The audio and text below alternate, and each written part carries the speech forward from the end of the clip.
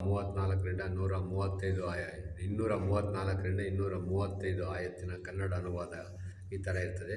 ಈ ಅನುವಾದವು ಪತಿ ಮತ್ತು ಪತ್ನಿಯರ ಜೀವಂತವಾಗಿದ್ದರೆ ಅಥವಾ ಜೀವಂತವಾಗಿಲ್ಲದಿದ್ದರೆ ಈ ಥರ ಇರಬೇಕು ಅನ್ನೋದು ಇದರ ಬಗ್ಗೆ ಇದೆ. ಇದು ತಾವುಗಳು ಕೂಡ ಬೇರೆಯವರಿಗೆ ಶೇರ್ ಮಾಡಲು ತಿಳಿಸಲಾಗಿದೆ. ನಿಮ್ಮಲ್ಲಿ ಯಾರಾದರೂ ಮೃತಪಟ್ಟರೆ ಮತ್ತು ಪತ್ನಿಯರು ಜೀವಂತವಾಗಿದ್ದರೆ ಅವರು ಅಂದರೆ ಪತ್ನಿಯರು 4 ತಿಂಗಳು 10 ದಿನಗಳ ತನಕ ತಮ್ಮನ್ನು ತಾವೇ ತಡೆದಿರಿಸಿಕೊಳ್ಳಬೇಕು. ಇದ್ದತ್ ಮುಗಿದ ಬಳಿಕ ಅವರು ತಮ್ಮ ವೈಯಕ್ತಿಕ ವಿಷಯದಲ್ಲಿ ನ್ಯಾಯೋಚಿತವಾದುದೇನಾದರೂ ಮಾಡಿದರೆ ಅಥವಾ ವಿವಾಹ ಮಾಡಿಕೊಂಡರೆ ಅದರ ಹೊಣೆ ನಿಮ್ಮ ಮೇಲಿಲ್ಲ.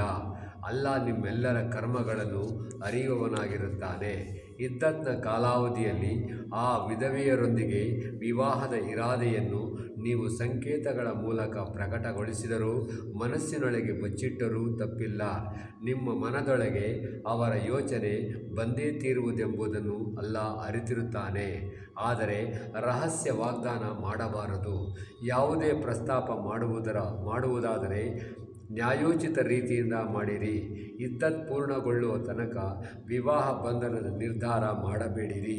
ಅಲ್ಲಾ ನಿಮ್ಮ ಹೃದಯಗಳಲ್ಲಿರುವುದನ್ನು ಅರಿಯುತ್ತಾನೆಂಬುದನ್ನು ಚೆನ್ನಾಗಿ ತಿಳಿದುಕೊಳ್ಳಿರಿ. ಆದುದರಿಂದ ಆತನನ್ನು ಭಯಪಡಿರಿ.